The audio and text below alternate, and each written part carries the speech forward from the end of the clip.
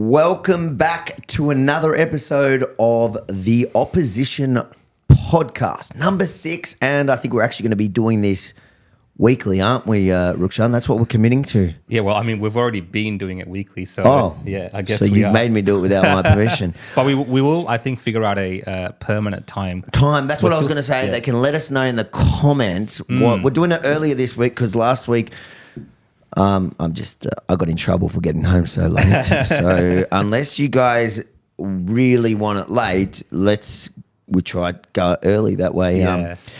But let us know. Now, today, this is the other problem we have with these weekly episodes. It's hard to get good guests. Yeah.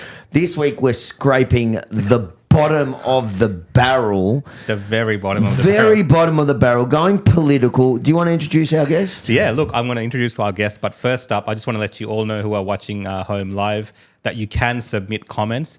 This time, we're going to get in a bit earlier and tell you that if you're putting a comment in, just put a question in that you want us to have a look at potentially. Put Q at the start of the question. So write Q and then the question after it so we can figure out what it is. And no, this is not QAnon. It would be appropriate with this guest today. Possibly. But look, without further ado, our guest today is from the Federal Parliament of Australia and all the way from the southeastern suburbs. From the hood. Senator Ralph Babet from the United Australia Party. Thank you, fellas. I'm glad to be on your show. By the way, great show. Well done. I watch it every chance I get. I especially liked the show last week where you had your guests on from New Zealand and Joel Jamal on there. Joel Jamal and all his name dropping. The guy couldn't stop name dropping. You need to wait a second, Babet. That's tomorrow's reel. It's taken Benji a week to edit that video. Really? But it's going to be really good because I think the world deserves to see Joel for who he is. A serial name dropper. Joel's a good guy. Have you noticed he's already like buttering us up? Typical standard politician. I know, right? Standard politician. I don't know if it's a politician or a real estate agent. Probably a bit of both, I reckon. But I do like you guys, so that definitely helps, right? It's a bit like whether he's a journalist or a wedding photographer. Oh God, look, yeah, exactly. He's a bit of both, isn't he? Of course, that's the Australian professional dream. grifter. Australian dream is we should aspire to be whatever we want to be. And you two are perfect examples of achieving goals you should have never got to. Look, every day I wake up and I think to myself, why am I doing this? Because all you do is cop slings and arrows, right? But then after a little bit, you think, you know what? You got to do it. You got to do it because the country is going down a bad direction, in my opinion. How has it been? Because I remember the first debate. Remember the first debate we did? Yeah, St Kilda somewhere, I think it was. Or South in Yarra. Melbourne. South Yarra. Yeah, South Yarra. We did that debate when in the lead up with to the all election. The Freedom candidates. Yeah. So you versus the losers. Yeah. Me that was a joke. That was a joke. They are technically losers because they lost. They lost. How's it been? Tell us about it. It's been interesting. It's not been without its challenges, of course. I mean, it's tough, in my opinion, going into a place where there are so many people around you that don't love Australia as much as you do, don't care about the nation, the fabric of a nation, the soul of a nation as much as you do. So that's always tough, having to, be around these kinds of people. But at the same time, the place is a better place if I can be in there fighting for traditional conservative Australian values. And, there are some good guys in there as well. Obviously. Name them. I'm going to name them. Obviously, you've got your Senator Pauline Hanson's, your Senator Malcolm Is that a good Roberts. guy? People. Okay. Good people. Fact checking good him fact check. here on the podcast. Wait, this is modern Australia. So maybe it's a guy. Did you just assume their genders? Exactly. You assume Pauline Hanson's gender. We're going to have to check with her in the morning, and there might be defamation lawsuit. Anyway, there are some good people in there. You've got your Senator Alex Antics. He's a good guy. Your Matt Canavans and all that. Obviously, Senator Rennick, and we all know what happened to Senator Rennick recently. What happened? So Senator Rennick was unfortunately not pre-selected for the next election. So this might come as a shock to some people at home because he's done such a good job over the last few years, especially during COVID. Now to find out that the party's basically said thanks, but no thanks, see you later. Is it the part? So with pre-selections in the Liberal Party, is it not local? Can you explain to us how it actually works? Yeah, so there are people, delegates, we call them, that go forward. So I'm obviously not a member of their party, so I can't speak to specifics, but there are delegates who will actually vote for who they believe is going to be suitable to be pre-selected to get on the ticket at the next election. At this particular time, these delegates, they've said that unfortunately it's not going to be you, Senator Rennick, and it's going to be somebody else, which is really unfortunate because he did a great job for the party and he really pushed hard throughout COVID, and he's speaking about all the issues that are very important to everyone, really, and they've just said no. That's it. See you later. It's local members from that branch, isn't it? It's not members as such. So the members, not branch members. Not isn't branch that members. What branch stacking is? No. So as far as I understand, it's not branch members. So the branch members will choose the delegates that will go forward, and those delegates will vote. Oh, okay. So it's not the man on the ground himself as such. Either having way, a direct vote. it's just more proof that the Liberal Party is heading in a certain direction that you may as well call them Labor. Because at least on social media, Senator Rennick is one of their biggest, I think most influential 200,000 followers he has or something like this on Facebook, which is actually more than Peter Dutton. Peter Dutton's sitting at about 100. Yeah, exactly. Peter who? Peter who? Someone can fact check me, but I think Dutton's at about 100,000 and Rennick's over 200,000. And that's just one metric, but obviously he's resonating. Because if you go by that metric, Daniel Andrews is a superstar. But he's resonating with a part of the base of the Liberal Party that he is. Yeah. He is. And you know what? In my opinion, and I think I think I'm correct in saying this, but the Liberal Party has gone too far left. In my opinion, what they are is they are Labor light. That's what they are. Yeah. There is no real difference between the Labor Party and the Liberal Party on the real core issues, on the big issues. There is. Labor wants zero emissions by next week. Liberal want it this week. Well, yeah, exactly, or vice versa. So, these two parties... Not vice versa. I think it's literally that way. Whatever. The point is, these two parties, they are so similar. Yeah. They're so similar that they don't really present a genuine point of difference to the voter, which is probably why the Liberal Party is doing so poorly. Every time we have an election, they're just seemingly going down and down and down in their primary vote because people are sick of it. They're saying, why would I vote for the Liberal Party, supposedly the party of the centre right, when I can just vote for the real thing? I'll just vote for Labor Party. Stuff you, the Liberal Party. Why doesn't he come along to the UAP? Who? Rennick.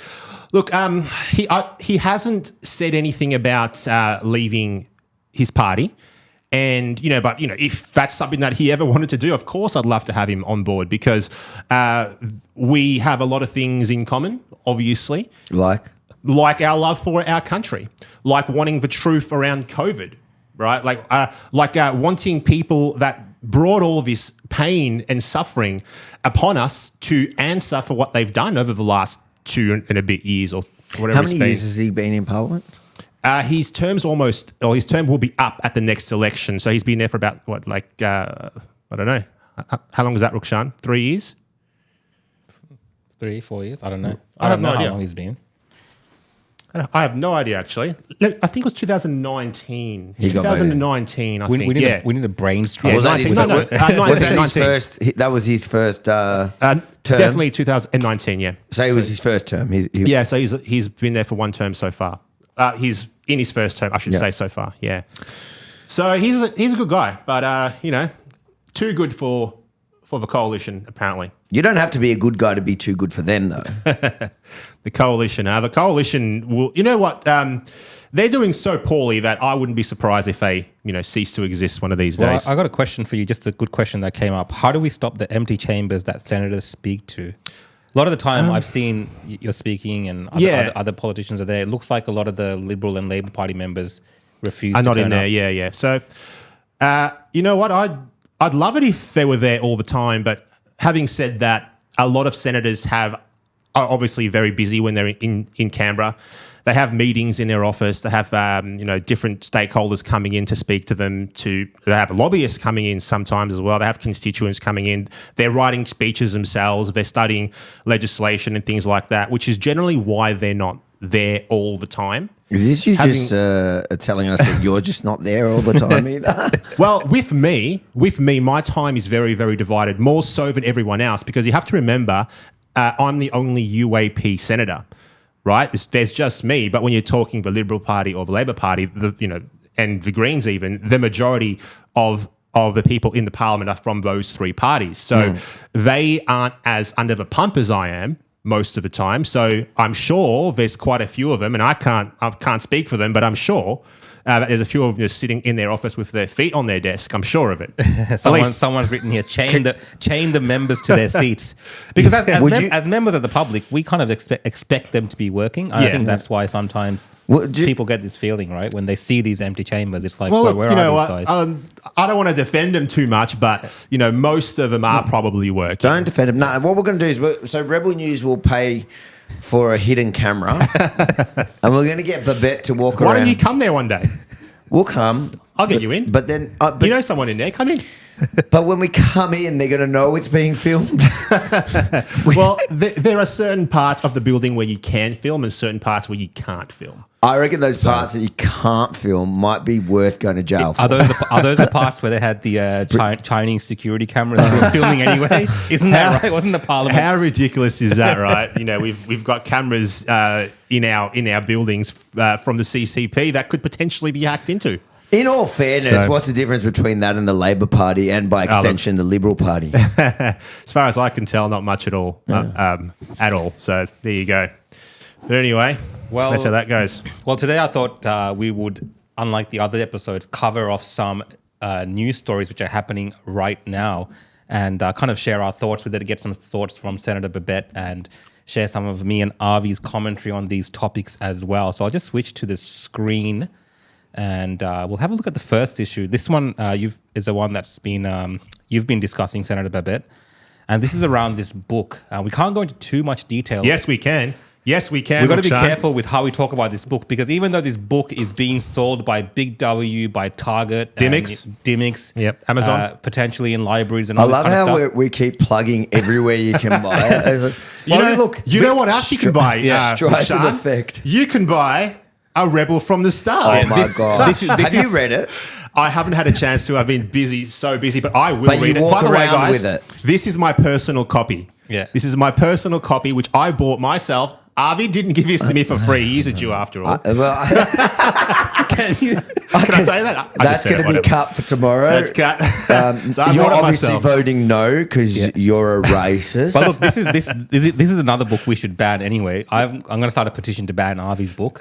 Definitely, we should be banning Avi's book for all types of different reasons, and I am the first person to sign that petition. But the issue we're talking about today is, if we go back to the share screen, is around this book called Welcome to Sex. But I can't believe you've read that one, the Welcome to Sex. You've got notes through it all. I got notes, It's boys. double the size of my one.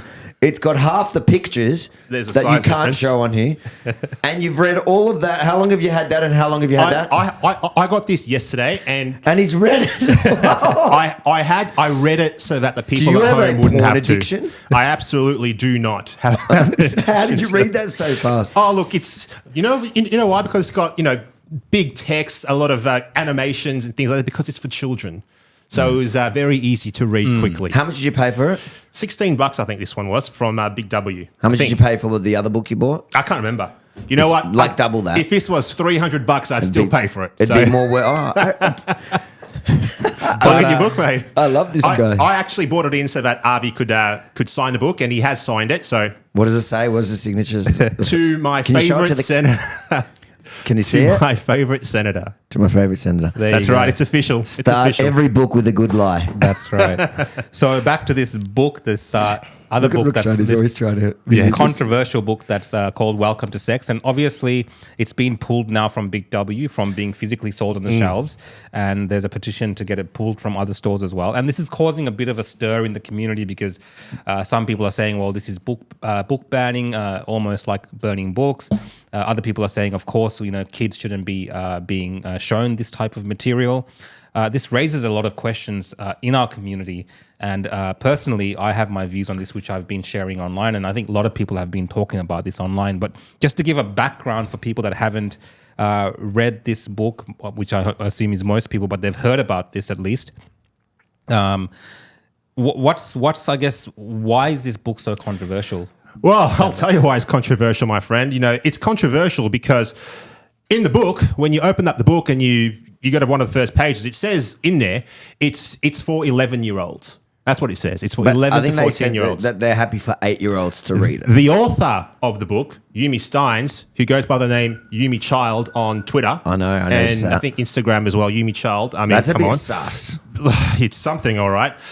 She said, and this is her words, she said that she thinks this book should be happy for an 8-year-old to flick through the book, an 8-year-old to consume the content in this book. And I've seen pages of that. Can I show people at home? No. Yeah, look, this is one of those funny things because even though this book is marketed towards children and teens, to actually discuss this book on social media platforms, you have to be careful because the content in the book itself it's graphic. It's graphic. It can get people pulled offline and it can't actually be discussed online. So just imagine that what kids are being exposed to, or these ideas and these graphics and images can't actually be shown online. So can I read a passage from the book? Yeah, I guess. Yeah. I don't know. Like it's like pretty full on. Self-censor. I'm not the words that are bad. I'm not the audience censoring anything. Okay. Guy's gonna... So I'm going to show this page just so people understand what's happening here. Can you see that? That is the lowdown. Was it on anal sex? The lowdown on anal sex, right? Let me read a little bit from the book. It says, one person might gently tickle or lick the area, called rimming, around the anus before making contact with the actual skin of the butthole with their penis. Now keep in mind, the author of this book has said she's happy, these are her words, happy for an 8-year-old to flick through.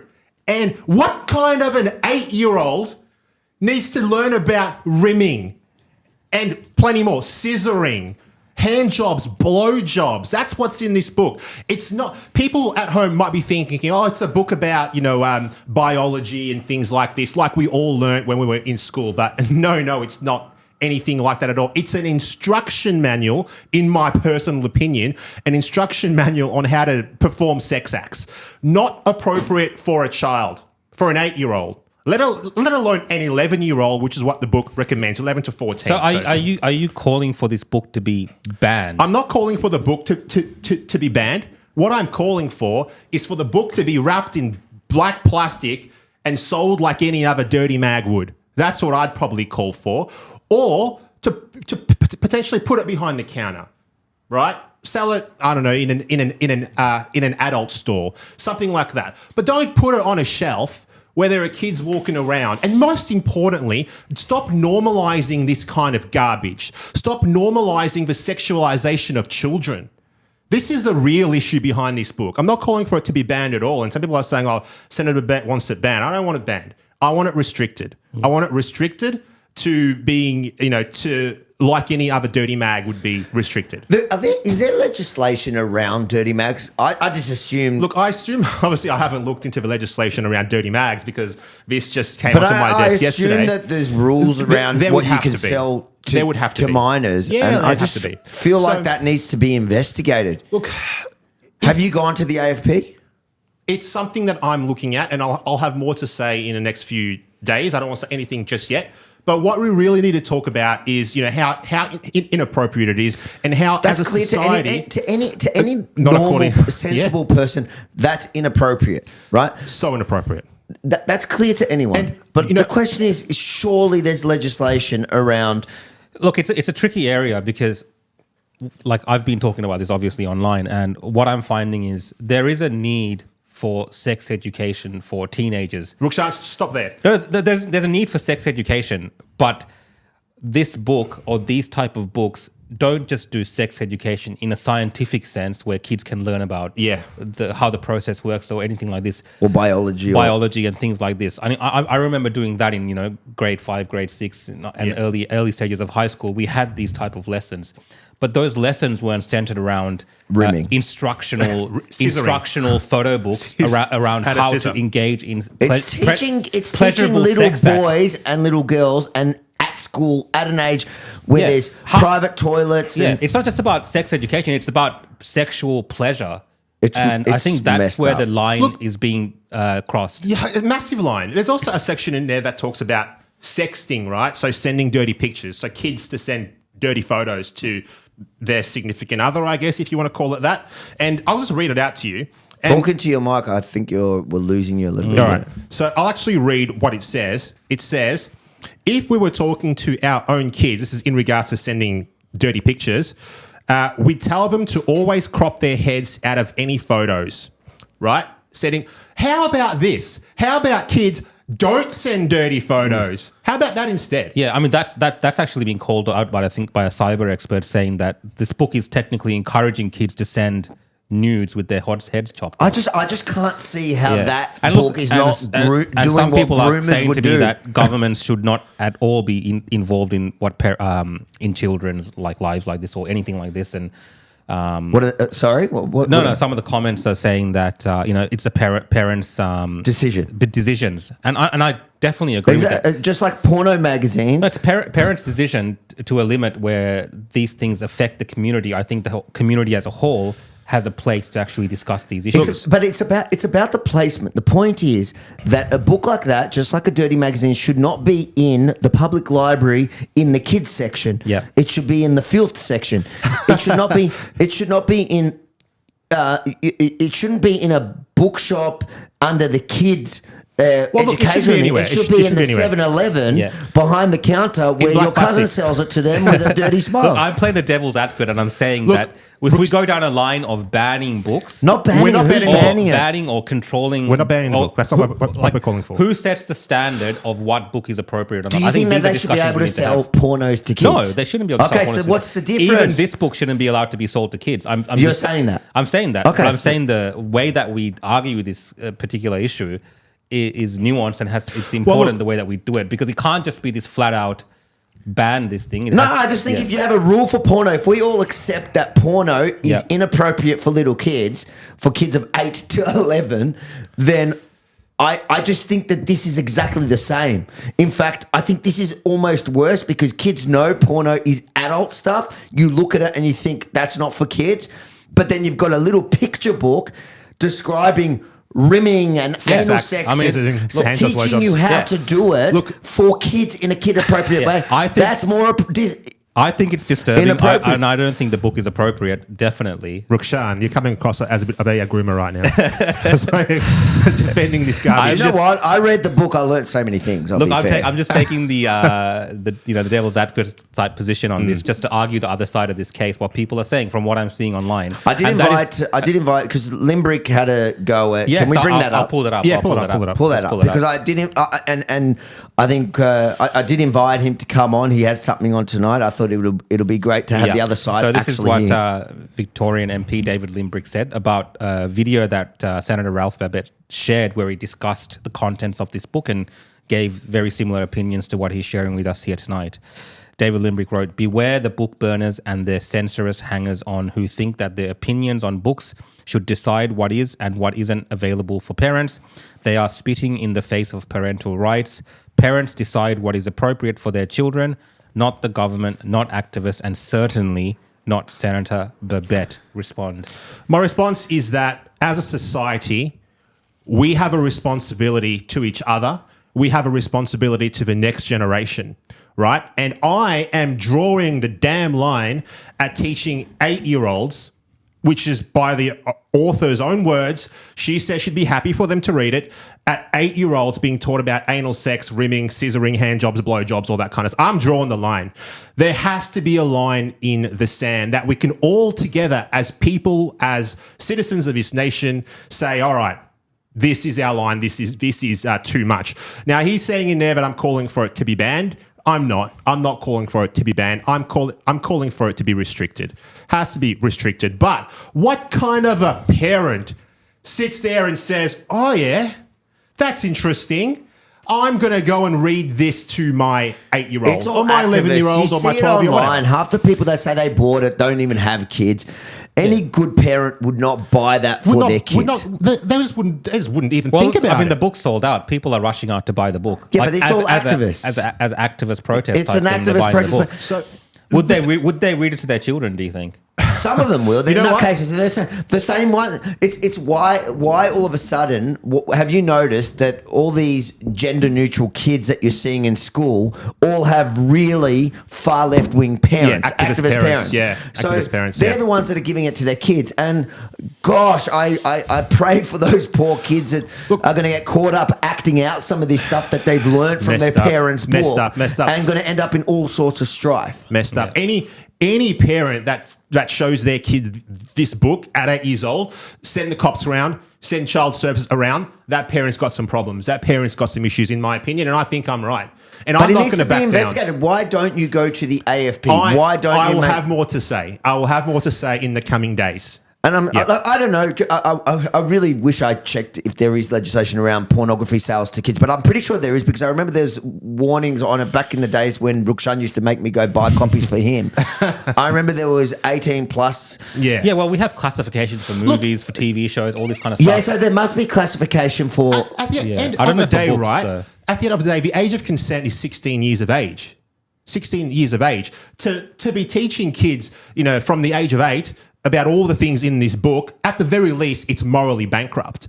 It's morally corrupt doing such a thing. To me, that is grooming. The idea of teaching young kids that if you talk to them like that and you start to make them comfortable around those spot on issues, and I'm not talking about sex ed, I'm talking about the way it is. Well, that's my argument, yeah. The way they're selling it here, then to me, that is grooming. Now, when it comes to drawing the line, what you're saying, I think as a society, and the government's only role really when it comes to legislating stuff to protect those that can't protect themselves. And that, I'm with David on most issues. I would see myself as a libertarian. I think we need less government, more right. And parental rights is one of those things. But this doesn't fall under that because it could be the parent that is the danger here. Yeah. I mean, I understand the perspective where David Limbrick and many people who are coming from this view, but it's like the argument that I made is, with alcohol and cigarettes, we limit children's access to those products in a store. Yeah. But if a parent in their own private space wants to let a kid have a beer or something, they can do that. Yep. But in public, in the community... And I think there's even, to be fair, even with that, I think there is laws at what age you're even allowed to give. Potentially. I'm pretty sure I looked it up. I think there are ages that you're even allowed to give your own child alcohol. Yeah. But as a community, we make decisions around what's acceptable out in the public. Look, so I think even for things like... children from themselves. Exactly. If a child goes to a shop and is able to buy that by himself. Exactly. As a community, yes, we have to stand back against this kind of stuff. And you know what? The sexualization of children is something that is so pervasive in our society today. I wouldn't be surprised if one day we're having a conversation here where we're on the side saying that pedophilia should be illegal, and there are some people out there fighting saying pedophilia should be legal. I bet you I can point at them today. I there's have an no interesting doubts. comment there. Yeah. When I was 16, I'll pull it up. I didn't read the whole thing. It just went away. When I was 16, I didn't really know what I had downstairs, let alone what a male had. You know what's funny? It's a loss of innocence in many ways. Taking children's innocence, I didn't know you. I didn't even know you had sex. I used to think that you had to pray to God. Look, I thought my parents were praying all day. The only thing that an 8-year-old needs to know about sexuality, boys and girls, is that boys should think girls have cuties and girls should think boys are gross. Yeah. That's the extent of their sexual knowledge at 8 years As of age. As a parent, I support that one. Because this book, if I can kind of give people an idea of what this book comes across to me as, and I've had the unfortunate pleasure of reading through this book, this book comes across as a children's version of a Kama Sutra. Yeah, that's a good point. You know, Yeah, it's okay. like almost like a sex guide for pleasurable acts for children. And It's not almost. It is a sex guide. And where does It that is a lead? sex What's guide. the point of that? Exactly. I think there's a difference between sex education, scientific sex education, which in the 90s and early 2000s that children were getting, to what is being pushed down our throats now, which is this sexualization of children should be experimenting at this young age and exploring these pleasurable acts. With who? I mean, what are they? Why are they doing this? Who do they want kids to do this with? Any parent, both of you, neither of you are parents. Any parent knows what the next step to children learning that the obvious, and I don't even think you need to be a parent. The obvious next step to kids learning this stuff is going to act out on it. Doing it, yeah. Now, you want to hope that those writing the books are not the ones acting it out with them, but even other kids on kids at school, this is a can of disgusting. I think we need to protect the innocence of children for as long as possible. Absolutely. We shouldn't be exposing kids to anything like this at all, at any time, at any place, never. Let kids be kids for as long as they can be kids. Let them enjoy their childhood. Don't thrust this kind of thing upon them. Let them be children and leave the kids alone. Yeah, it is probably. I take that back, but you know what I mean. That's a bit like Rukshan saying, shoving it down my throat, and then you're thrusting. This is wrong. Yeah. All right. Well, Anyway. well, I think we've smashed that one. Do we have a couple comments there that you want to I'll pull up the comments. Let's just have a look. Give me a second. make tough ones for Babet, because he's usually in a place where everybody's his friend. Mate, are you kidding me? Everybody are you kidding loves me? him. No, Parliament. no. He has it every easy day I'm there. going No one to asks war. him tough questions. Well, I'm this going to is- war every day. This is I guess a question related. I think this is what they mean. Principles always, only when needed. Now, I think principles we're talking about here is like freedom of speech and all these type of topics that, you know, many of us would be very much freedom of speech. Hey, and against censorship. no. I'm gonna. So principles call back always on or that. only sometimes? Like where do we draw the line? I draw the line right here. There's no freedom of speech when you're sitting down in front of an 8-year-old trying to teach him how to give a blowjob. Screw your freedom of speech in that particular sense, right? I mean, freedom of speech, it only extends so far. Example, we have defamation laws for a reason. You can't defame someone. So you could argue about you're impeding my freedom of speech, but are we really? You're defaming someone, right? In that same kind of way, we as a society can say, hang on a sec, teaching my 8-year-old to give a blowjob is wrong, and I'm not going to stand for it. And Right? I'm There pretty has to be a sure we line already here. have laws around grooming adults, going up to little kids and talking to them about There has to blowjobs. be a I'm line. pretty There sure. has to be a line. We have to draw one somewhere as a society.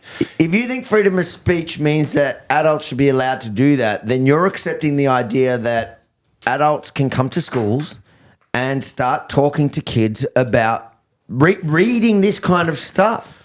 Yeah, it has to be a line. Do you But think it's okay? But I want to make clear this is not something that's a part of a curriculum in a school. I know we're discussing it in it's school in census. libraries. It's It in is libraries. in school libraries. It'll end up there for According sure. to the author, Yumi Steins herself, she mentioned on an interview, I think yesterday or maybe it was this morning, that this was in libraries.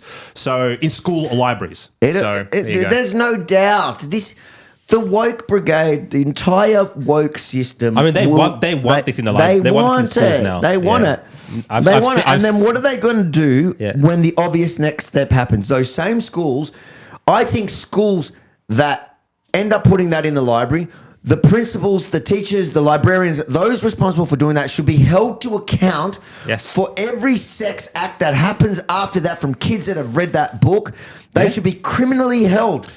Yeah, look. As well as Yumi Steins and who's that doctor. Is it a real doctor? Is it a medical doctor, or is it one of these fake doctors? It's one of those woke fake doctors. It's a doctor. Yeah. I'm going to Not get a medical doctor, I don't think. A doctorate in bullshit. That's what it is. Rukshan should be a doctor. He should be professor. Professor Rukshan. Wait, let me just fix this camera. Avi, you're getting worked up, so your camera's You know why Avi's getting Angry worked up? about this. Because Benji. Avi's got kids. Ben, you fix the camera, bro. Right. Yeah, just touch it. That's all right. Avi's got kids. That's why he's getting worked up. I just think you know, you're right, because you said before that That's good. soon in the not so distant future, I think we're going to be here arguing about pedophilia. Like One day we we're will. going to be the same group that are pushing for what do they call it? They call minor attracted. Maps. So Minor attracted they're softening, the whole term of pedophile. They're softening it. Oh, it's maps now. It's okay. It's maps. I'm just attracted to minors. That's what they're saying. That right now is the very fringe. But this 10 years ago, this would have been fringe once, but it's the gradual erosion of our morals and our values as a society. And we got to call it out. We can't let it keep happening. Because if we don't have these conversations like we're having now and it's just swept under the carpet, what happens in 5 years, in 10 years, in 20 years, in 30 years, in another generation? What's normal then? What's acceptable then? Is pedophilia now okay? I just think that this is just unacceptable. And I think any adult that is advocating for that for children needs to really be investigated, because I think it's an alarm bell. And I know that a lot of those that are pushing it are just activists that many of them probably don't have kids, and they're taking that stance because it's just to oppose the far right, the boogeyman that they've created. I hate that term far right, okay? Being a normal, decent person is not far right. Caring about kids' rights is not far right. Caring about your society going to shit is not far right. I know what you're saying. Doing it. They're saying for them. I'm talking to them now, not to you guys. There is a far right though. You can't pretend like there isn't. There's a far left. There's a far right. But they're conflating Nazi, the issues. Just like the term Nazi means nothing anymore, because they'll call anyone far right. You know what? The real far right, they hate you. Yeah. They hate me. They hate Rukshan. We're all actually immigrants. Yeah, we're all immigrants. They don't like us, right? But we get labelled that. And then these people that are standing there posting their pictures on Twitter saying they just bought it and bringing it to bestseller number one. I can't believe it knocked me down, that book. I got it. Is that why you're actually angry? I'm really angry because how am I meant to compete with the pedophiles? How do I compete? Rebelfromthestart.com. Guys, help me beat the pedophiles. Oh, my God. Yeah, it's pretty ridiculous. It's pretty ridiculous. But, that's the world that we live in today. All the ridiculousness is now being peddled as normal. It's not normal. It will never be normal. And if anyone thinks it is normal, then go and sit down with a shrink and, have a chat about your problems. Yeah.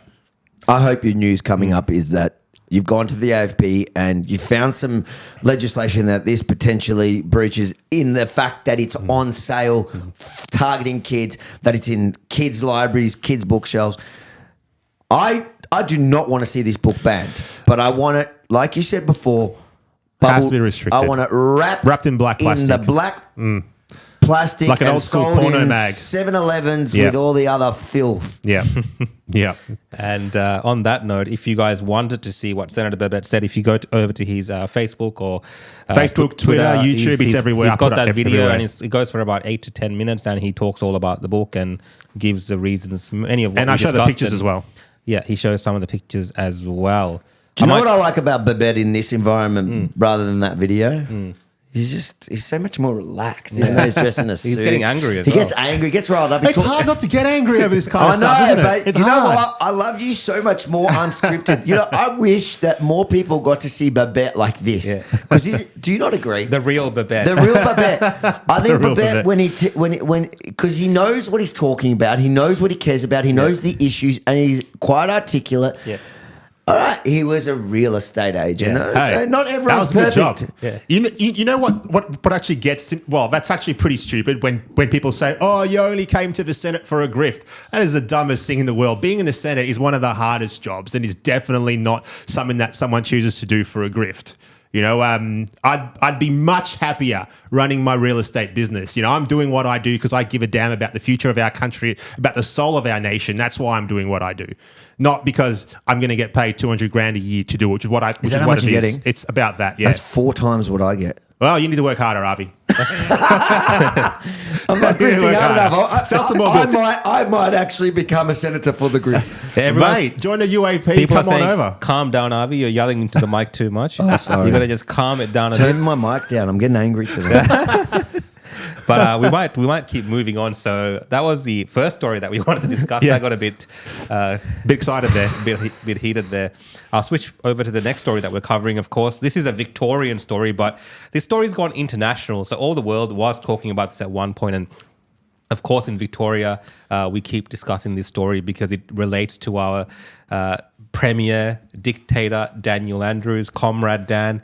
And this time, after coming back from China most recently, he has decided, well, it's not completely related, but he has decided, of course, to cancel the Commonwealth Games. Yeah, shocking. In 2026, 2 years or 3 years away, I guess, from it actually going ahead.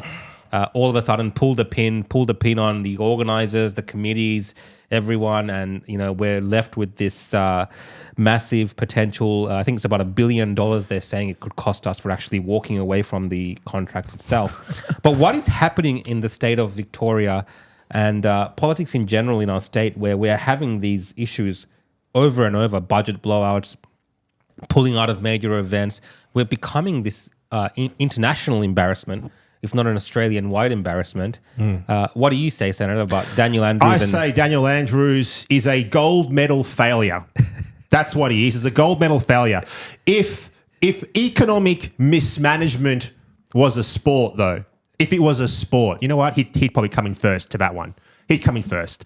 Then we have to think, now I can't, I'll say this, I can't prove any of this, just so we're clear, don't sue me.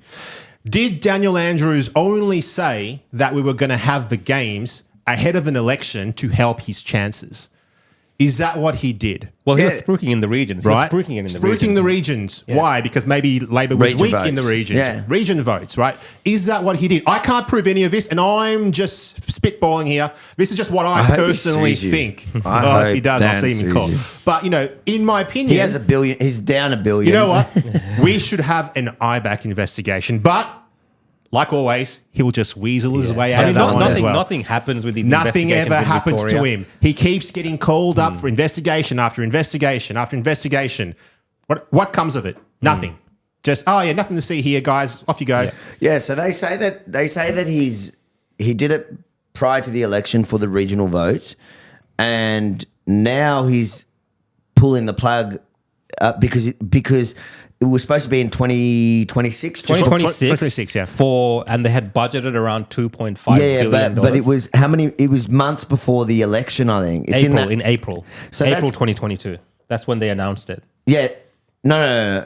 I'm saying in 2026 it's supposed to be held. The games will be around before the then. election So time. they're saying that it would have been a mass failure because it's such a flop of an idea if you think about it. They were doing hubs. Such a flop. They were doing hubs all around Victoria. There was no way it was ever going to work. Yeah. He spooked the regions, got the votes in, and then pulled it now before in 2026, so he doesn't have to pay the price, or Labor doesn't have to pay the price for the failure. Then they're assuming people are going to forget by then, which is very possible because Victoria is.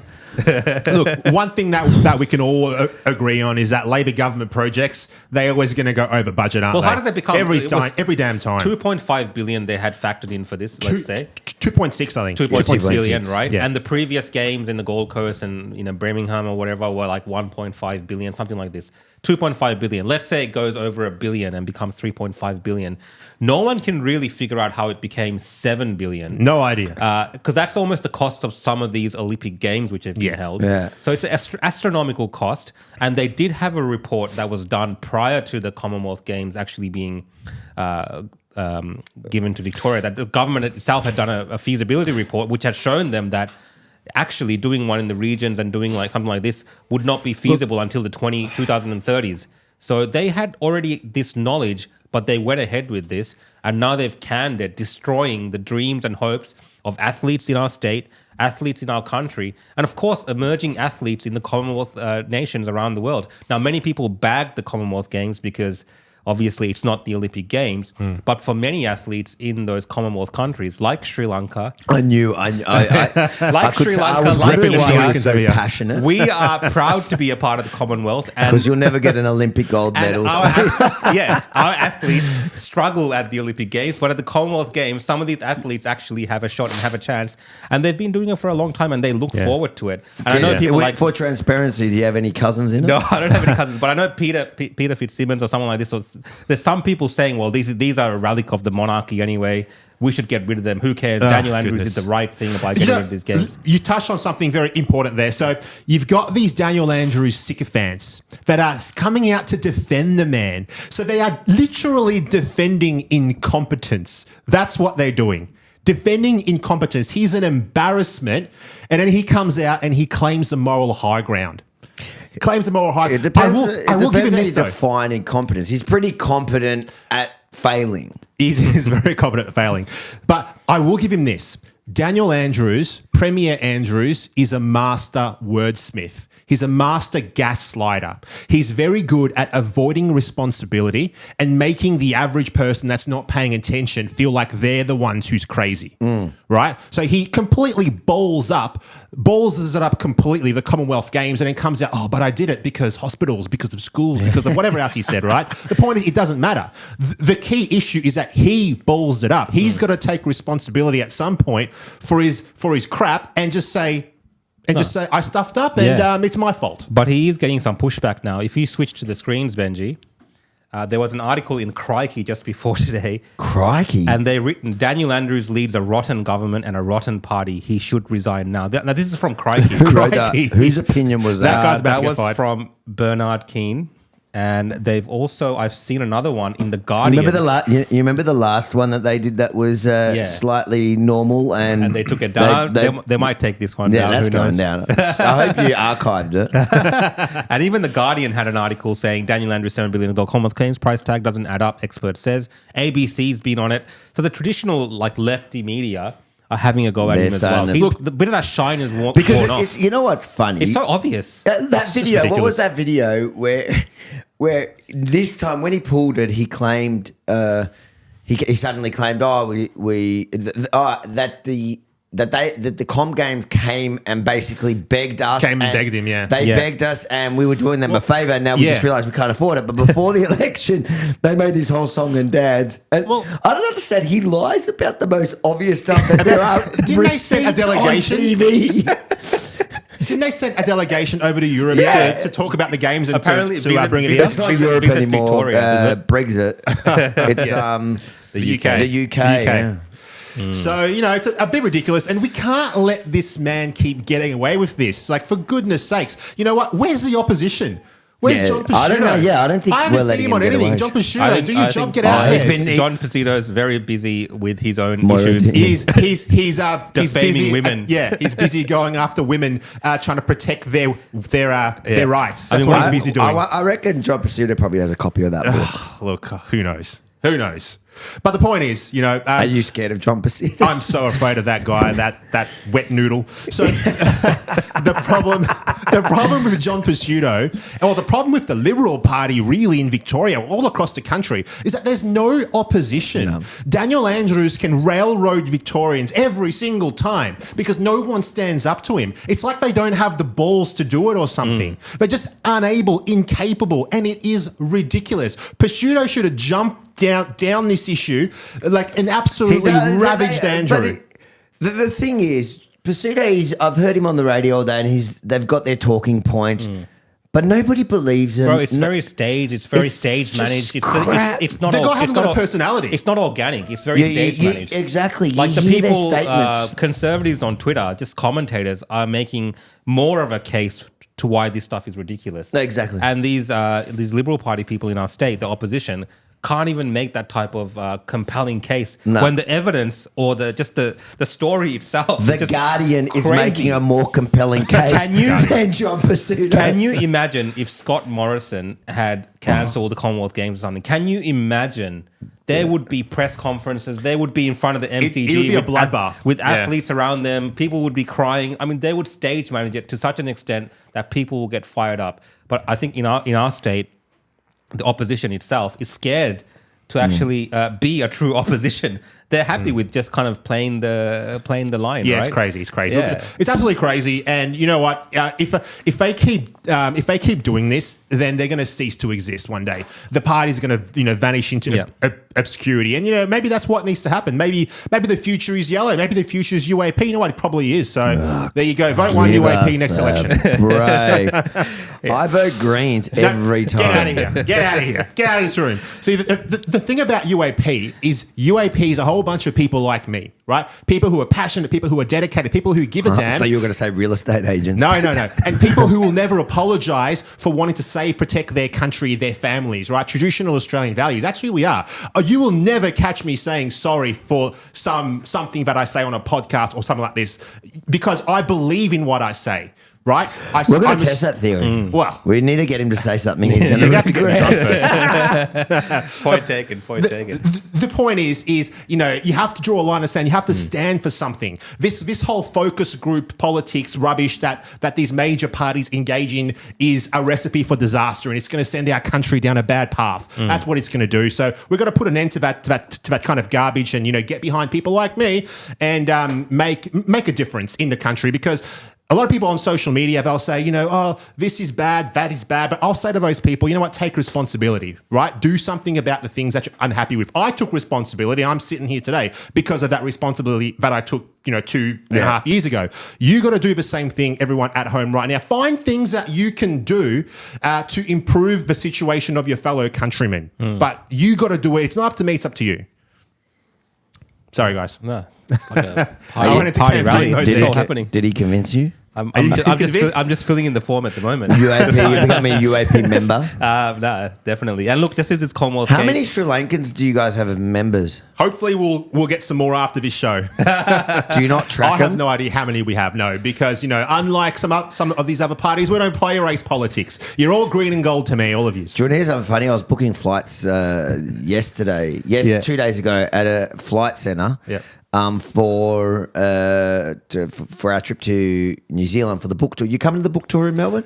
I'd love to come.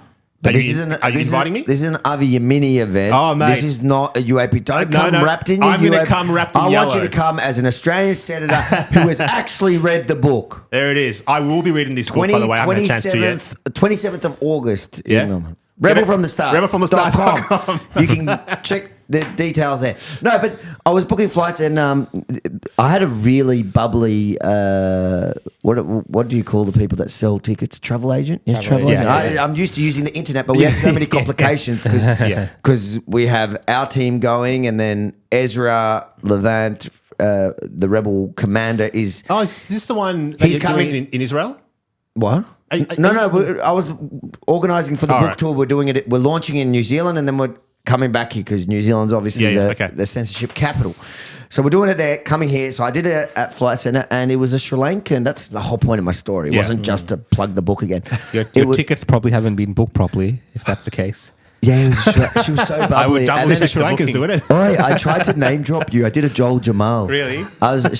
She was really sweet. Then she told me her friend. She told me one of her best friends is the.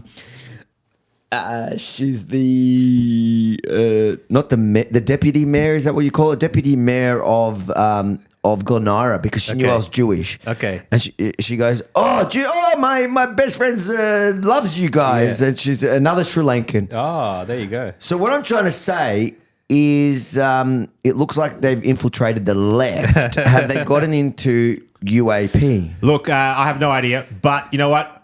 Even if they're left, I'm happy to have Do you let them in? I would let everyone into the UAP as long as they, espouse Australian values. I don't have that many Sri Lankan friends. I have Rukshan and his wife Rukshani, and that's enough.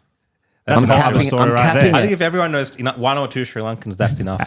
That's enough Sri Lankans. That's even the rule that I go by. I try to know one or two Sri Lankans, that's enough. I guess the family, I got no choice, but yeah. Yeah. But just to end this Commonwealth Games story, I think it's important to note that a lot of people who are talking about this Commonwealth Games issue with Daniel Andrews didn't actually support the Games to come here in the first place. Like, I still think it's a bad idea that we actually committed to the Games with the financial situation that we're in our state. But the point that's being made is that we committed to it as a state, and it's bloody embarrassing the way it's all unfolded, and it's something that should be investigated. Embarrassing. It's worse than also- embarrassing. I think there's some terrible. issues there that should be. It's going to cost us should $1 be billion looked into. again for nothing. To Yeah, break it's the contract, is it? $1 billion. $1 billion. That's what they're saying. $1 billion for Have we nothing. fact checked that? Because I haven't checked it. No, that's what they're saying. They're saying it's around $1 They're billion. saying it's about $1 billion. Potentially. It's a lot of money. It's not going to be $1 million. It's going to be more than a couple of $100 $1 million. billion for nothing. Yeah. When people are arguing, surely we can do it for 3.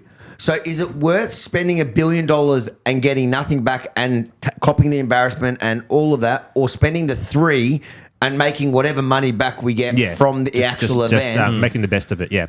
Look, he should have just said, look, I'm sorry, regions, if, that we can't hold the games there. It's too expensive. It's going to be held in the capital city. And we could do Bro, something. it should have been in the capital city to begin whole with. time. This That was a this scam. whole kind of thing of Which is why it just stinks to high heaven. Yeah. And he does it just before the election, says he's going to put it in the regions, knowing, in my opinion, probably knowing that the cost was going to blow out.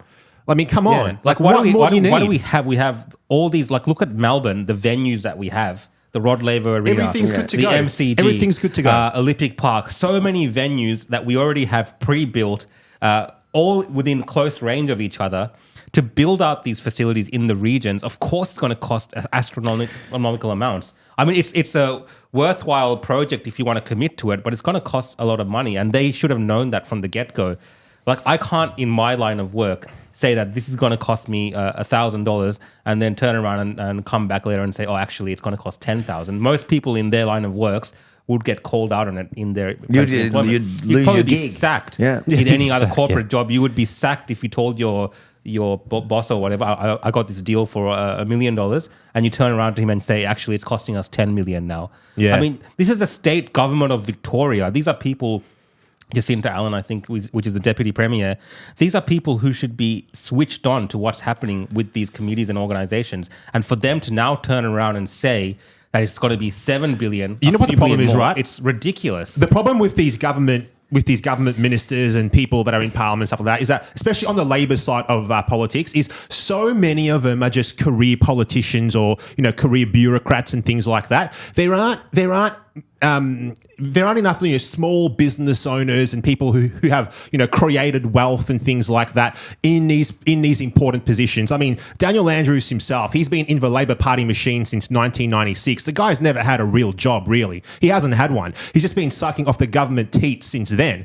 And it shows because he's so incompetent. He can't do anything. And you know what the problem is? It's not his money. If he has a cost blowout, he spends a bit, he doesn't give a damn. He's not paying for it. We are, right? Through our taxes. And, Victoria at the moment is in, about $100 billion of debt or something like that, approximately. It's projected to be... I think it's going more towards 200 billion. It's 150. Well, the point is... it doesn't matter. It's a lot. There's What's a lot of another debt. billion? What's another billion? It's not his money. What's another billion? When you say, I wasn't being rude. I was looking at my phone to look it up because you said in any corporate job in your dodgy real estate business, if somebody did anything, a thousandth, a hundredth, a tiny comparison to what he did. So whether it was, you said $100,000. I got the figures here. By 2027, 171 billion of dollars. But when you talk about the Commonwealth Victoria. Games, if somebody did something in comparison tiny compared to what they would get the sack. Yeah. Miss Allen, who's the minister, she was the minister for the Commonwealth Games delivery. Yeah. Lovely. So if that's Deputy your Premier. title, Yeah.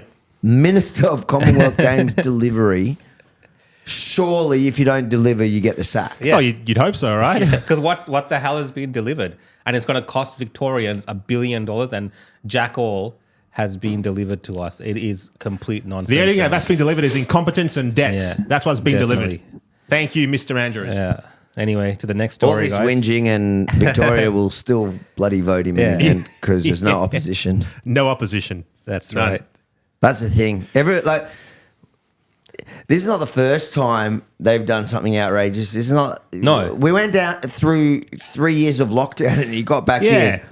Let's close the gym so healthy people can't work out. That's a good one. But everything. But look at the debt through COVID and everything that happened to our state. and the position we were put in, and it was so clear. But he still got in easily. He was he confidently walked back into Parliament. The guy didn't even show up in Mulgrave to do any campaigning during the election, did he? And why? Yeah, because he wasn't very well liked. That's No, why. not why he didn't show up, but why did he get back in so easily? It's because there's no opposition. It's just, all the anger and the focus is going on Daniel Andrews here, but John Pesciuto. There's no one capitalising on it. John Pesciuto has got to be held accountable as well, because as the leader of the opposing major party, it's really up to him to call out Andrews and keep Andrews accountable. And opposition must oppose. Let me say it again for John Pesciuto. John Pesciuto, an opposition must oppose. Your job, John Pesciuto, is to provide different ideas, different ways of looking at problems, different solutions. That's what you got to do. And I ain't seeing jack from you, my friend. You are a lousy opposition leader, and you hold at least part of the blame for Daniel Andrews waltzing back into power. And the same thing goes for all your other Liberal leaders all across the country as well. You're all as bad as each other. Okay, but can you now tell us what you really think? Yeah, exactly. Give us the real Babet. The unfiltered Look version. at Benji's face over there. He's just gone, oh, that's the easiest reel I've got to cut up. All right, I'll move on to the next story, which is another one that's, of course, a big issue. Oh, mate, yeah. Big issue for Australians, and that, of course, is something that myself and many others have been talking about, Senator Babet as well. So it's been great to asking some questions on this. And this is about the misinformation and disinformation amendments to the Communications Act, I'm guessing. Yep. That's going to be happening. And it's very draconian, very Orwellian. We're talking about here governments setting up legislative style bodies to giving people powers, ACMA specifically, to regulate how people discuss things online. So really around censorship, what can be said and what can't be said online is going to be regulated by the government if they get these bills or laws, whatever you want to term it as, passed through. Senator Babet, what do you have to say about this misinformation bill? And I know, like, you have talked about it previously in many videos, but what is at the heart of this bill? Yeah, at the heart of this bill is the government. And when I say the government, I just don't mean the people who you elect, right? The people who you elect, yes, they are the government that you see, but there's a shadow government as well. There's people that you don't see.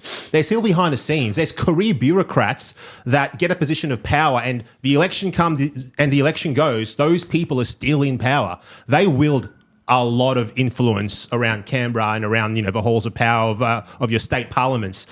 So these people have decided that they're afraid of the Australian people. They're afraid of the Australian people having a voice. They realise, this is all my opinion, they realise that the mainstream media, the legacy media's influence is waning, and people are naturally gravitating towards social media and things like that to receive their content, receive their news, consume things, watch shows, whatever it is, etc. And they're afraid of that because they can't control it. As it stands today, they can't control it. Yeah, big tech can self-censor if they want to or whatever, and maybe the government suggests that, they take this down or take that down, like we've seen, but now they want to formalise their power. They want to formalise their power, and they want to say, well, the government wants to have the ability to say, X, Y, Z, we as the government, we believe that this is misinformation or disinformation, right? So I'll give you an example. You might, a world-renowned doctor might want to write on Facebook or wherever else. Or be careful. Don't say what it is. Be careful what you say. Yeah. Unfortunately, as much as the government is going to censor us with these bills, YouTube and these other dodgy big tech companies where this stream is simulcast on. They will cut that line. And if you were going to mention the horse pace, we're done. All right. What was you going to mention? He was going to mention the horse pace. I was. You can't mention the horse pace. Let me finish. What am I missing? The horse pace? We can't say it now. We can't even say that word. We can't say it. You've got to be careful with that word. So if a doctor was to say that a drug was safe and beneficial to treat a disease, right? And they're saying, yes, it's good, you need to take this drug. But the government decides that, no, we don't think this drug is safe, right?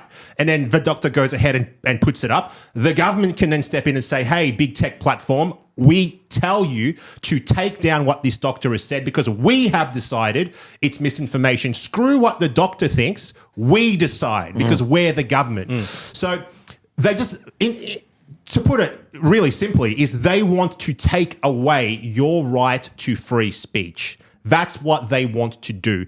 And let's be brutally honest with everyone in this room today and the people watching at home. Social media is the town square now. It's how we all talk. It's how we all communicate. You know, I'll send you a message on Twitter or whatever it is. I'll send Rukshan one. It's how we all congregate now. We all congregate digitally.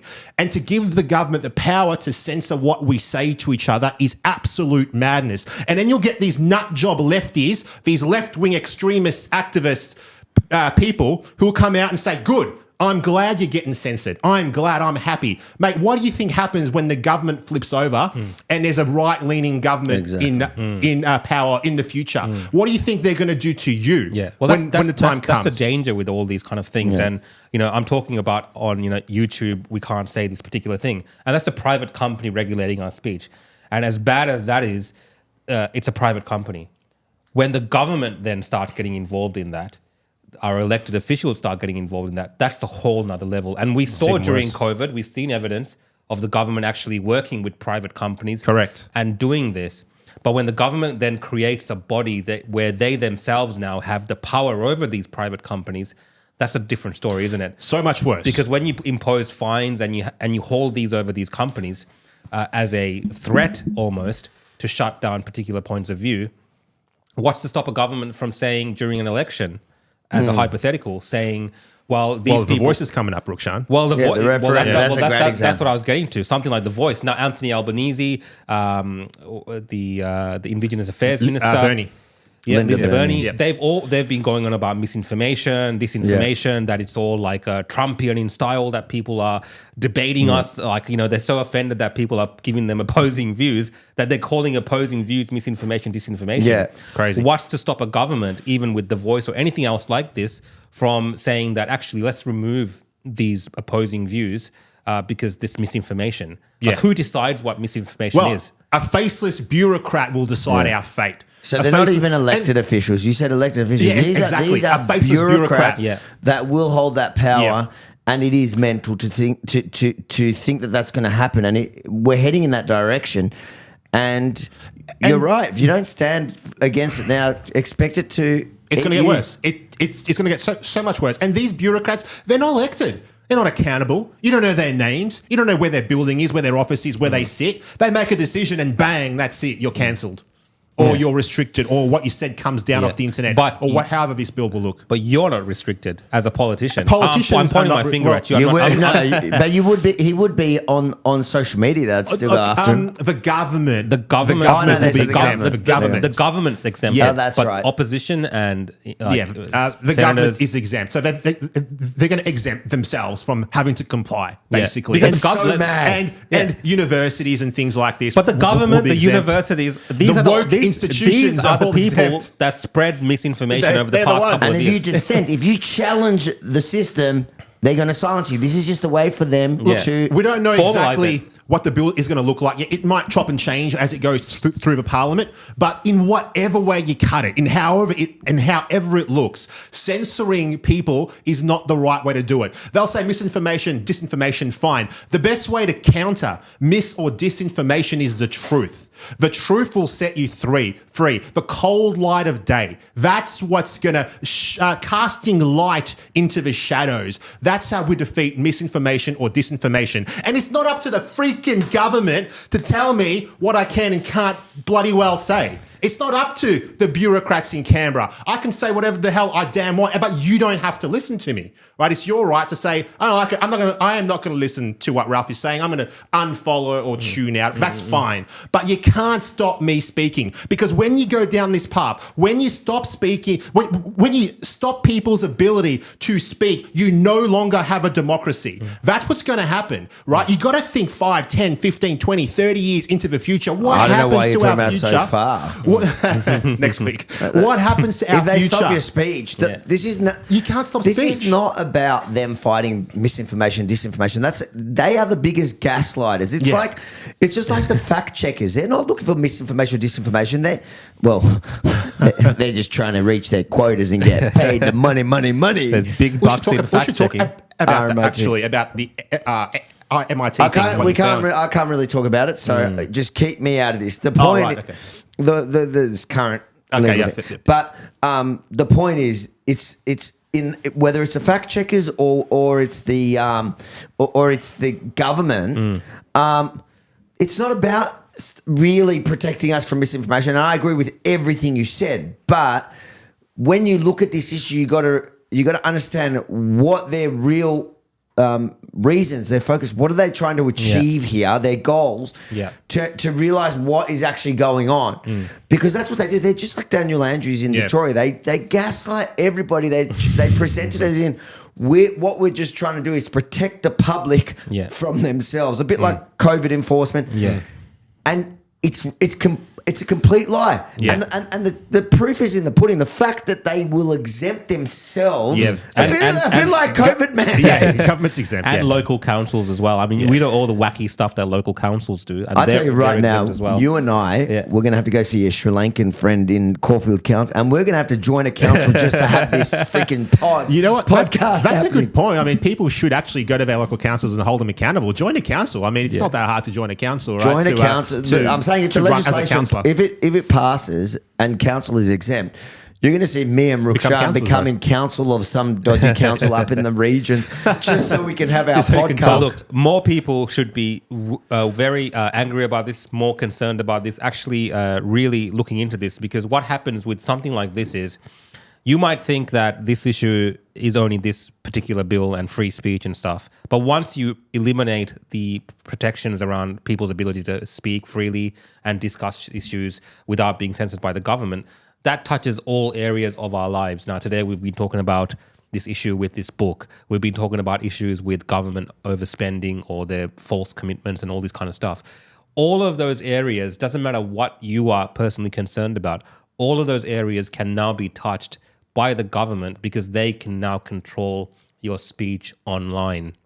And online speech, internet freedom. They can't now. They can't want now, to. but they want to. Yeah. And they're telling you very openly, they're being very transparent. You got to hear this here. The government is being very transparent in telling you that this is what they want to do. And they're telling you that it's for your own protection.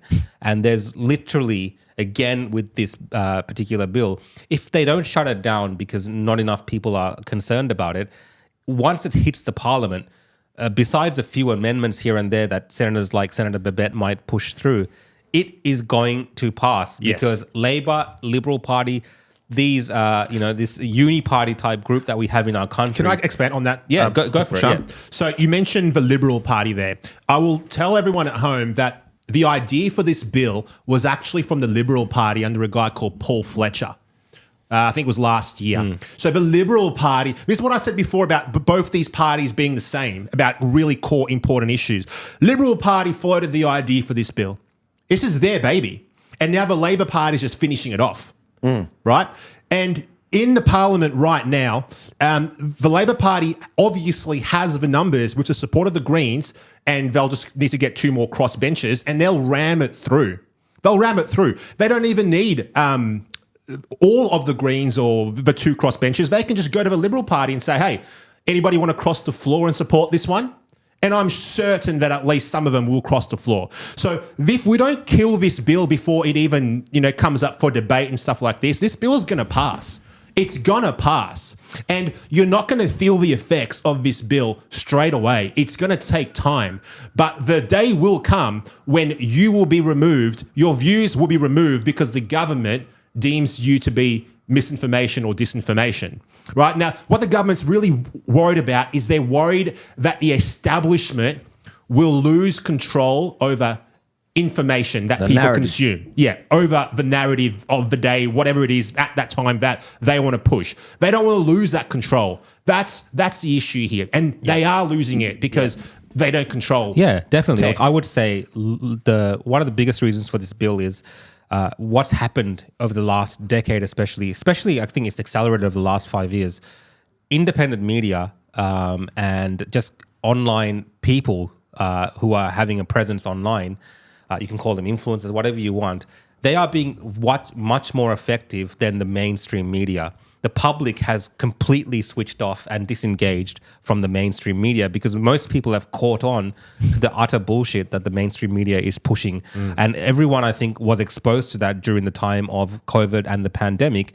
And today, a lot of people are reflecting on, the lies and the misinformation and disinformation that was fed to them by authorities, while you had more independent, more alternative, and these commentators online actually sharing with people an alternative viewpoint that actually turned out to be mostly vindicated and true now. Yeah. So this effectiveness of independent media, alternative media, is scaring the crap out of governments all around the world. Out of the establishment. Yeah. It is coordinated. Like they're talking about these bills, these type of things in Canada, in New Zealand.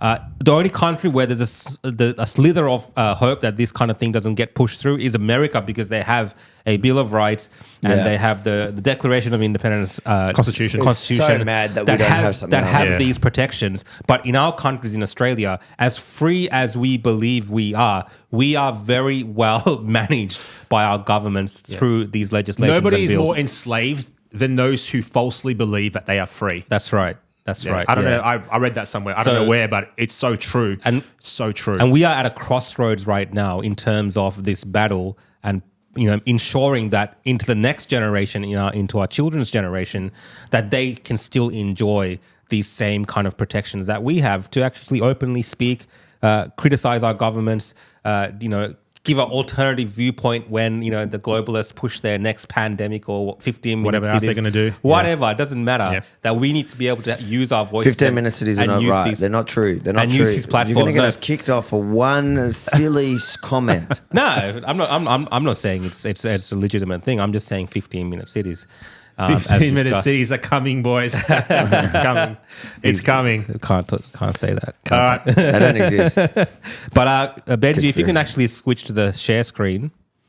So if you just go to Google and you look up the misinformation bill and type in ACMA, the first website, you will usually get links to the actual government website.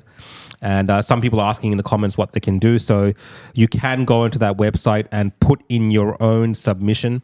It's open for 17 more days. I'll say something about the submission. So for everyone that's listening, your submission doesn't have to be War and Peace. It doesn't have to be a novel, right? You can just put in your personal views. It can be short if you want it to be short, but just your personal views about the bill and what you think about it. Just do that, spend 10, 15, 20 minutes on it. Even spend 5 minutes on it. 5 minutes is better than nothing, right? And just put it through. And it will be read. Yeah. Chances are the Labor Party is going to throw it in the bin, but at least they're going to get a feel for it and understand that people aren't happy about it. I mean, there's already a lot of, I've seen a lot of lawyers, a lot of different associations and even media personalities. Justin Quill wrote a whole article they've come out against it. So I think if there's enough community pushback against this, they might even scrap the whole thing altogether. Now, it's being very hopeful, but because this is an exposure draft bill, it doesn't necessarily mean it will go to the next stage. If this consultation period where they're having with the community shows them that there's going to be a lot of community anger and distrust around this. So I think it's very important that we do actually participate in this process and make more people aware of that this is happening. Yep. And with that, I will switch to the next topic, which is Voice to Parliament, Voice to Parliament. Which is, of course, the referendum that's coming up to decide whether an advisory body made up of Indigenous Aboriginal Australians will have a say in terms of what they can. I think somebody in the comments is saying no. No, they're saying no. Yeah, advise the Parliament, and of course also constitutional recognition of Indigenous people. They're two separate things, but they're both being put onto the ballot at this referendum. Now, of course, recently we've seen a lot of the discussion has been around the fact that the support for the yes vote has been declining in a dramatic fashion. I think even amongst women, the support for the yes vote has declined a lot in the recent polls. And usually these are bellwethers for how these things might play out down the track. But recently the government released the both sides, the opposing, the yes side and the no side, released their pamphlets to the AEC. So we're going to look at just a summary of these pamphlets and discuss some of the arguments that each side are making. And I might get some thoughts from the senator as well. So I've got here the pamphlet from the Yes campaign, and this is what they say voting yes is about. Recognition, recognising Aboriginal and Torres Strait Islander people in our constitution and paying respect to 65,000 years of culture and tradition.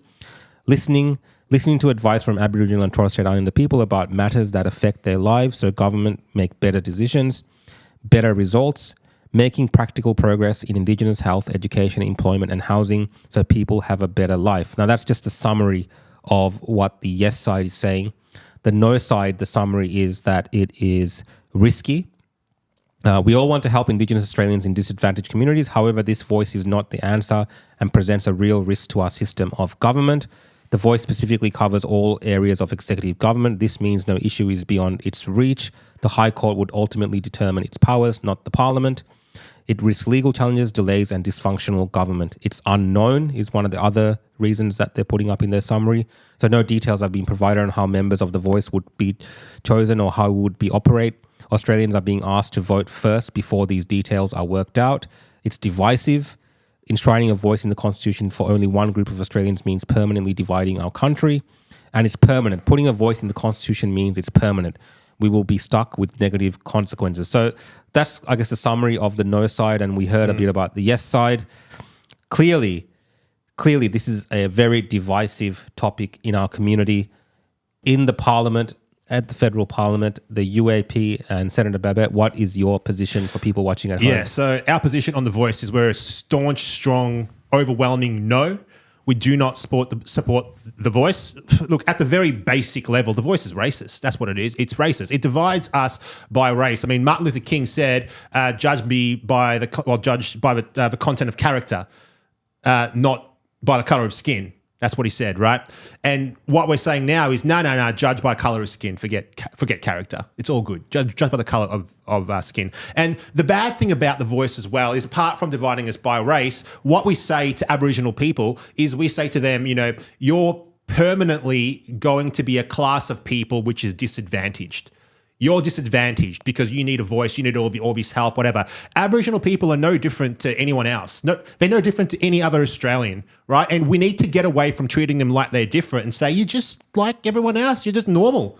You suck just like we all suck. That's too bad, right? So stop this division, because division doesn't solve anything. Like, yes, we all want to help people in remote communities. Absolutely we do. No one's going to argue against that. But how do you help people in remote communities? You need to bring education in. You need to bring basic services in. You need to bring, jobs in, businesses, that kind of thing. That's how you help people. Help the people help themselves in a way. Give them the tools that they need to help themselves. And a voice isn't going to do that, because we know for a fact that the voice is going to be dominated by some unelected inner city lefties. That's who's going to dominate this whole voice, whatever it ends up looking like. We don't even know what it's going to look like, because no one said. Even if it is, it's going to be bureaucrats from Aboriginal communities that have been getting money for years. And most of them aren't going to be Aboriginal like you think an Aboriginal should look like. They're going to look, like my colour, or like Senator Thorpe or something like this. I'm just saying, it's not going to really help true Aboriginal people. It's going to be woke lefty activists in the city sipping their soy lattes, right? And the worst thing about the voice, right, is it's an unelected body. An unelected body. You can't even vote them in or out. And the government, as far as we know from the different cases, has to take into account what they say when it comes to anything really in the country. So I think it's a bit ridiculous. It falls over on its face right there. You don't really even need to go too much deeper than that. It's absolute garbage. They say it's about, you want to give a voice to Aboriginal people. You want to listen. You want to know their problems. They're acting like we don't know. Yeah, we've been told for years. There's a million bodies out there that are designed to give Aboriginal communities a voice. Yeah, there's tens of billions of dollars spent every year. But one of the arguments for that is they say that those bodies get dissolved by a government. It's not permanent. Like, there's no permanent structure. They're asking for a permanent structure. You know what, though? But we keep ignoring what those bodies have said for so many years. It doesn't matter. Don't pretend like we don't. We want to give them a body because we want them to be heard. It doesn't matter. Even if every single election cycle, there's a new body, they're still telling you what the problems are, or they're supposed to be, and you're not acting on it. So why is this going to be any different? You're saying because it's going to have constitutional power. That's exactly what I'm afraid of. Is that they're going to be able to challenge you when you say no to them. And that's what's dangerous. And look, when I'm watching this whole thing, it's like they know, the politicians know, like, they all know what's going to go down in a few years' time. Yeah. If this passes. Well, it's so you can tell clear. when you look at the way that they dodge the issue, they know what's coming down the pipeline when this actually gets through, if it gets through. The thing is, as well, there's three parts to this, to the Uluru Statement of the from the heart. So there's voice, there's treaty, and there's truth telling. So obviously, after they're done with this, they're going to push for treaty, and who knows what that's going to look like, and who knows what truth telling is going to look like as well. So we really don't. We really have no idea what's coming down the pipeline. I mean, I don't even think that the PM really has a good grasp of how of what's He coming doesn't. down He the just line. wants to be. He wants his what was it? Kevin Rudd moment. You know, He just wants his moment. Yeah, he wants to be remembered for he did something amazing. But the funny Legacy. thing is that Australia's actually woken up to this bull, You know what? and it's just falling. What happens on if its he face. doesn't get it up? Right? Oh. Is there a challenge to his leadership? I reckon there Is will that be. is that what happens? I mean, next? look, Do they throw him under a bus? if it doesn't get up, Anthony Albanese is not a viable leader. In my, It's just one thing. This is what's going to define him. Like, if the guy sticks around, if this vote doesn't get up and this guy's still sticking around, he will be plagued by this. Like, his own party should at that point. shush, Rukshan. No, He's just- they should knife him at that point. He was Yeah, they raised should by a knife him. single mom. What are you talking about, mate? So we I keep hearing. apologize. I forgot he's from the Commission You're of Flats. so privileged. and I have to- You and your privileged Yeah. background under Yes. the Commonwealth. How course. dare you? How dare you? But yeah, look, you know, and I want to put this idea into the Labor Party right now. If he doesn't get up, knife Anthony Albanese. Yeah. They will. Let's put I mean, that you idea out there. have to. You can't have this bloke running around after such a massive. The sad thing Massive loss. yeah, somebody's going to knife him because I reckon the Labor internal thing is gonna go for him. But the Liberals are going to F it up so badly that whoever's next is still going to win the next election. Who knows? I mean, I don't have Possibly. much hope for the Liberal Party, to be honest. The Liberal Party might actually come up and say, actually, if we win the next election, we'll put the voice through. Like, that's the kind of stuff that they We'll do a treaty. We'll do it better. Well, you know what? Speaking about the voice, right? And I was speaking before about how these two parties, I keep speaking about it, how they're so similar. So the Labor Party wants to put a constitutionally enshrined voice in place, but the Liberal Party says, oh, let's just legislate it, right? So it's an example again about how they're so similar. They both want the same thing. They're just saying, you do it this way, but we'll do it this way. Yeah. So they're just like a Labor light, if anything. And it's so bad. Yeah. And it's in your face. And I don't understand how the average person's not grabbing their I think I've pitchforks. shared this before, but I want to tell people, I get the whole idea of, you know, people that look like you and have the same kind of understanding as you, representing you and, you know, advocating for you in the halls of power. I get that. But if that was the true case and you look around the world and you look at Australia's demographics, people would not be migrating and leaving their countries behind, leaving behind people that look like them, that are running their lives to come to Australia to get away from such systems. Because that's not always the best case scenario. Like, a voice just from like an ethnic voice or a racial voice doesn't always guarantee good outcomes.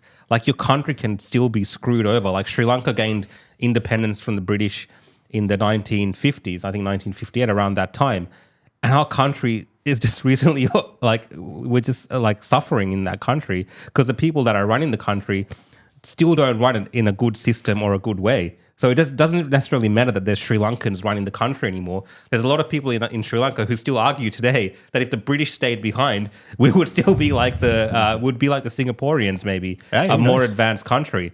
And so I think when we look at how the makeup of Australia and how it's a place where migrants, settlers in the country, and also Aboriginals in the country, Indigenous people, we can all rise together and the system can be made in such a way. It's not perfect, but it can work for all of us. And I think that's what we should be aspiring to, rather than these systems that say these people are different to everyone else and only people that look like them and understand them can actually help them with their problems. Because if you get into a system like that, those problems will never go away because those problems will always exist. There will always be a problem that only your people can fix for you because that's what's been put in your mind. You know, we should be looking to be equally suffering and equally getting up. I'm just saying, like, that should be the aim for a country. and we're losing our way with Equal that. opportunity. Equal opportunity, equal suffering. You know, we're all suffering here in Victoria under Daniel Andrews. If there was a voice to Parliament, we sure are. if there was a voice to Parliament, it would You're not. a successful wedding photographer. You're living the good life. You're mates with a real estate agent. Mate, living the high life, this guy over here. Mate, yeah. But look, I mean, it's a very divisive topic, and I think the more people who are out there in the community who are brave and can actually just articulate their views and opinions with their neighbors and friends and so on, don't be afraid to be called a racist or whatever it is that I think they're that's saying. a funny approach that Labor has taken, and Yeah, I think it's really stupid because most Aussies, I think that's driving people to vote no, because you know, Linda Burney and all these clowns straight away calling anyone racist for. If anything, we're very not racist because we don't want to define by race. People look at that and they're seeing it for what it is, and it's driving this. It's pushing the no higher and higher and higher. And so I say, keep it up. Yeah. Keep calling people racist. Well, I think it was it Sun Tzu? And I'm just going to paraphrase here. He said something along the lines of, you know, don't disturb your enemy if he's making a mistake, right? Let him keep making these kind of mistakes. Agree. And this is what's happening here. These guys keep making mistakes and, you know, we'll be benefiting from that down the line. I think you could make a reel of Ralph's quotes. I know. I was going to say Ralph. Instead of name dropping, we got the war. What is it? Art of War, and we've got the funny thing is, I bet you they're all wrong, and this is who's representing us. It's close enough, all right. Now I understand why we have so many problems in our country. This is what we voted in. This is what's running our country. You guys should be happy you have me. You want a couple of last comments before we kick the senator out? He's overstayed his welcome. By the way, welcome to country. Did you do a welcome to country before we started? I forgot to do the smoking ceremony. I've got one last story, which is to finish up here. Oh, wow. There's a whole nother story. There's one more story, and that, of course, is if we switch to the screen, this was a story that was in the Herald Sun on the 19th of July. This was about, could wearing COVID masks full-time in public become Vic policy after new Melbourne research? Of course it's Melbourne research. Wearing masks all the time in public would reduce COVID deaths across Victoria by 25%. In a finding Melbourne researchers say could help inform future state policy. Who wrote this? Is it that guy? This guy, yeah. I think he's such a schmendrick. So, they're pretty much arguing for Victorians to have masks on all the time. But I mean, Paul, where's he from? what's his name? Tony Blakely. Tony Blakely. His team studied it. Hey, hang on. They came up with this. In research sponsored by Moderna, of course. Is that what it says? Above his photo. What does I say there? The Centre for Epidemiology. So of course, Moderna wants us to wear masks all the time. Studying vaccine effectiveness in Victoria. But if you look at this, you just look at this. So firstly, it's sponsored by Moderna. It's a guy that we used to see every day on TV trying to stay relevant. Yeah. He obviously wants COVID to be front and center because that was his best couple of years in life. Yeah. I recognize him from that. The media want it because that's when they had the most eyeballs. They had the most readership. Fear sales papers, right? Fear sales paper. Yeah. But it's just such a joke. It's a bit like calling everyone racist because the rest of the world, even in Melbourne, even the lefties have gotten past COVID. Yeah, especially masks and stuff. I think the jury is out on masks now. Like we kind of look. I can't say it fully. Don't say whatever I know. But people have their opinions on masks. Let's just say most people don't think that we need to be wearing masks full time in Melbourne. Yeah, even in Melbourne. No, yes. I don't think we need to become a culture that wears Melbourne masks. all the time. If they try and make me wear a mask now, I'll tell them to shove it. I'm not wearing a mask. Yeah.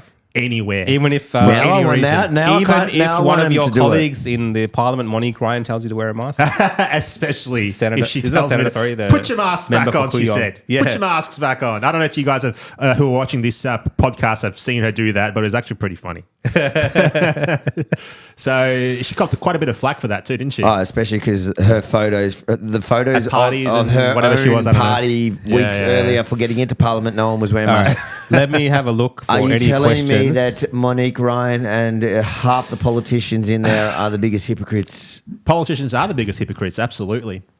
That's why they want to. That's why they want a disinformation bill that allows them to. You know, like a lot of them don't agree with the things that are happening in our society today, but they'll never say it.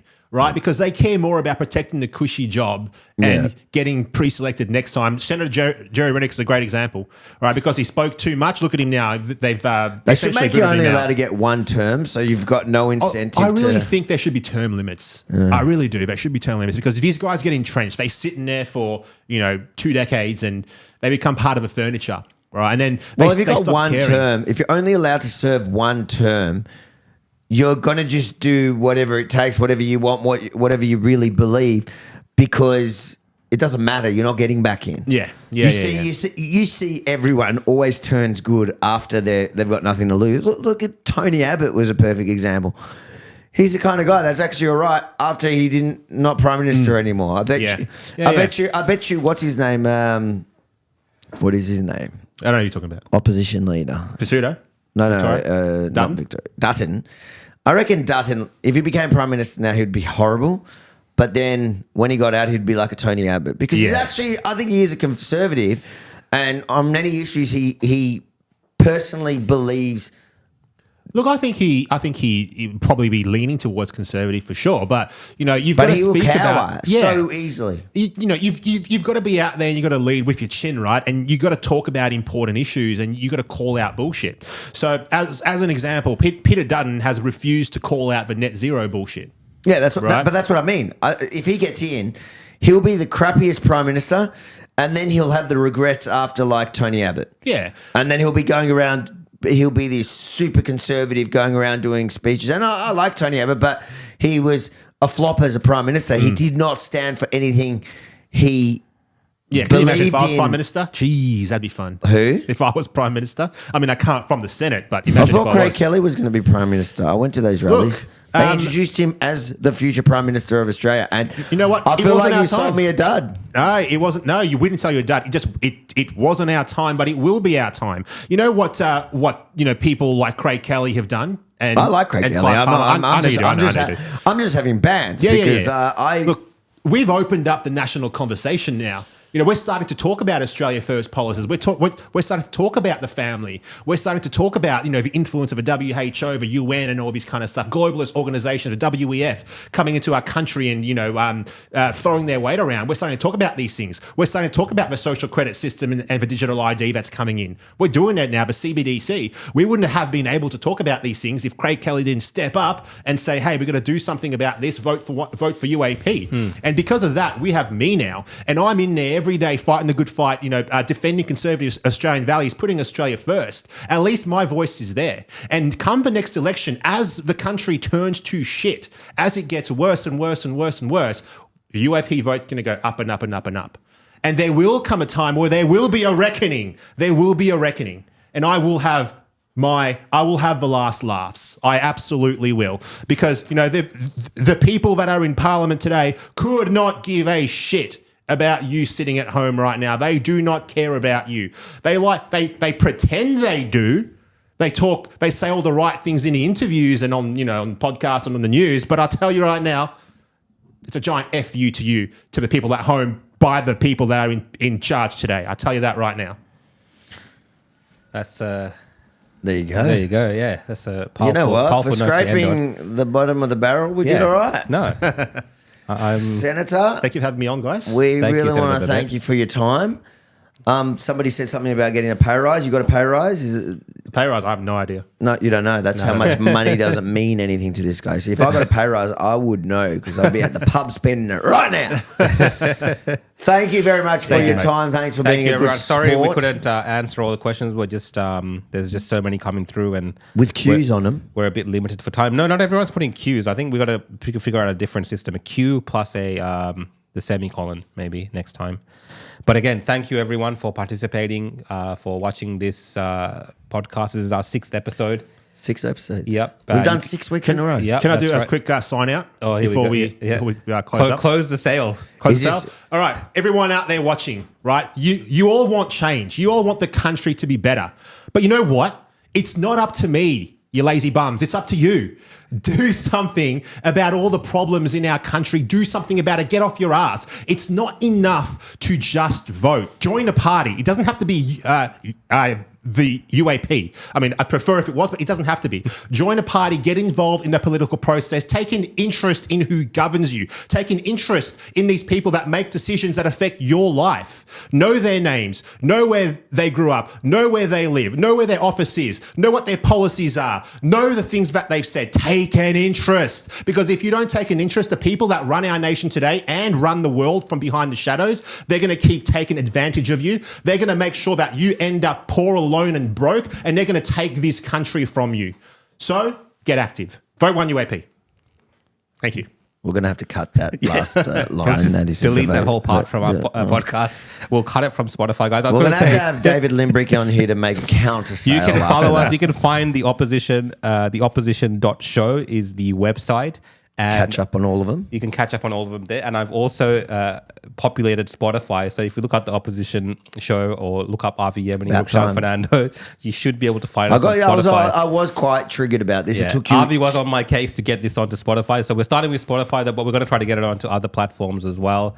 It's just Avi, I tell him to do these things and he doesn't do it. He's very, very lazy, as you all know. I'm a Jewish puppet master. You do as I say. But I hope everyone's enjoyed the show and having a good night. If you're watching from Melbourne and wherever else you're watching from, thank you for tuning in. Avi? Thank you, guys. Love you all. See you next week. Just let us know what time. What are we going to do? 6:30. I thought that was good. I think that time was kind of good. Everyone. 6:30. Yes. 6:30, maybe 7. Between 6:30 and 7, I reckon, is a good time. Rhonda, am I allowed to do 7? See you guys. Own the real boss, Rhonda.